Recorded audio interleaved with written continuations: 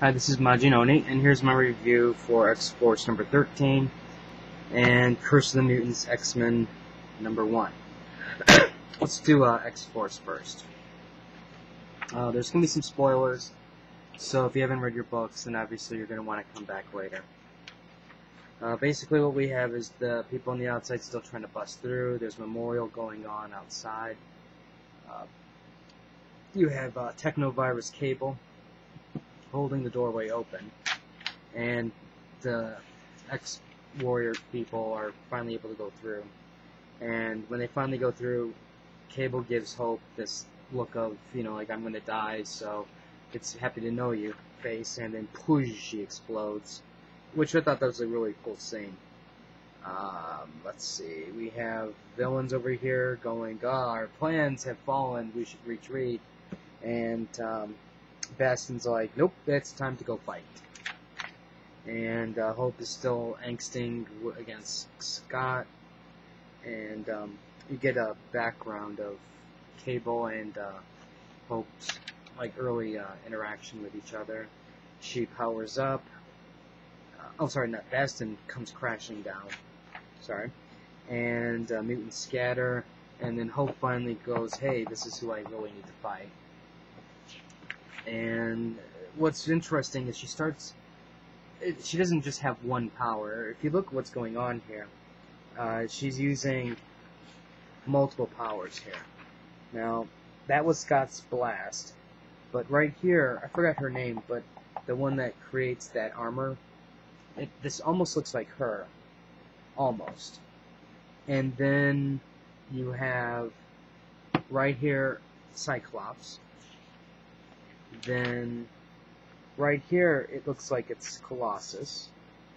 Then you have Iceman and Avalanche, and finally Phoenix.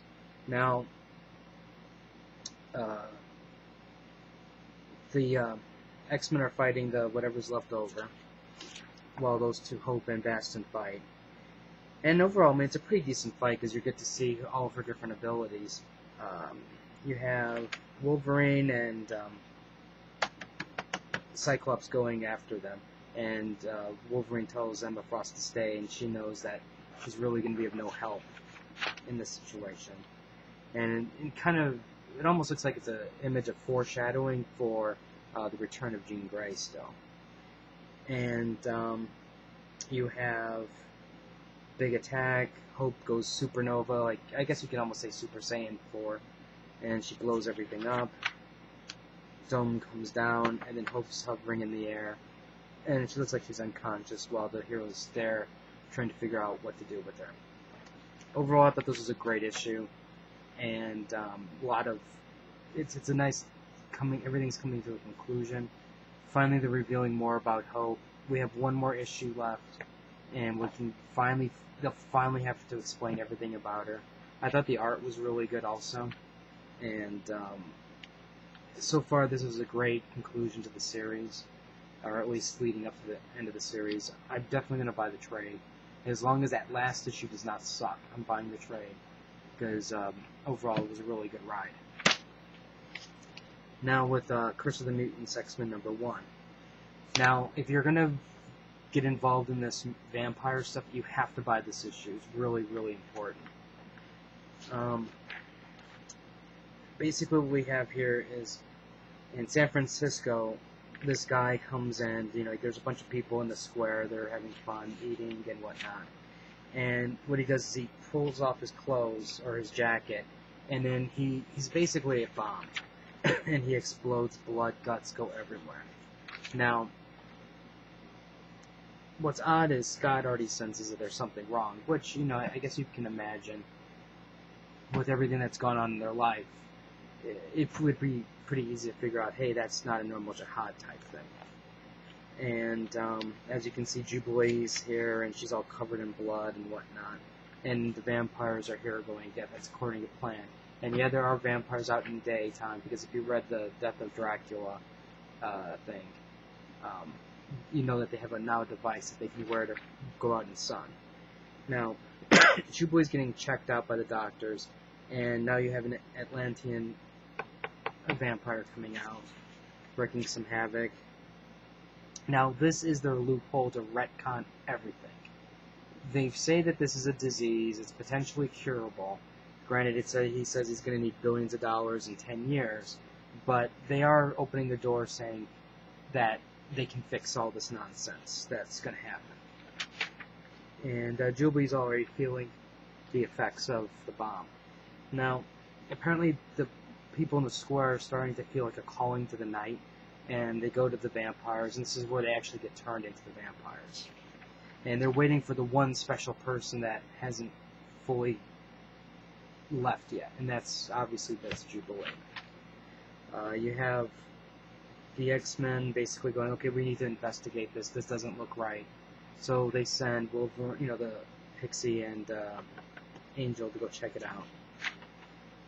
They get jumped, and then when they go inside this building, Wolverine gets attacked by a lower level vampire. This part was really cool. He just chops her head right off, and this hopefully is promising to be a really bloody series. Jubilee's starting to act negatively, being very feisty, angry, and so she's feeling the effects a little bit more. And they talk about more about the how the virus works here. And Wolverine's reporting that basically now they realize they have vampires, they've established a beachhead, and they basically have a processing plant for blood.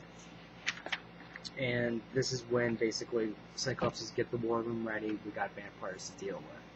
Now this is also like a really nice part here where they start to explain how everything's going to tie in. Because I'm sure a bunch of you have already seen the pictures for the advertisements where it says Blade, Elektra, and all these other people are X-Men. Well, this explains everything. You have here Blade, number one. Blade's basically, all the vampires are attacking the vampire hunters. So, obviously Blade's going to get drawn into it, and he's going to join the X-Men. And, when I say join, it's basically, they're joining forces. He's not an official X-Men type thing. With Namor, he's going to be dealing with the Atlantean vampires. Storm and Gambit have their own mini-series, and they're going to go off and they have to find an item. And they're talking about more X-Men versus vampires here. They're going to talk about Storm becoming a vampire way back in that X-Men annual. And then from there, they talk about these are the upcoming highlights for the other books. For the New Mutants, X-Men, Legacy, and things like that. Overall, I thought this was a good introduction. I'm really curious now to see what's going to happen. From what I've heard, it's going to spread into a lot of other books, and so there are going to be a bunch of books under the vampire, the Curse of the Mutant type banner. And my guess is their X-Men are going to hire Elektra to help them in this vampire problem, which, if that's what they do, it's probably a smart idea.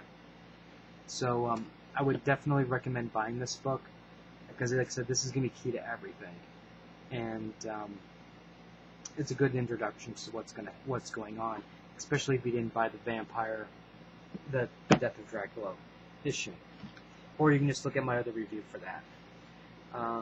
So far, both of these are buys. If you have any questions or comments, feel free to leave it on the side.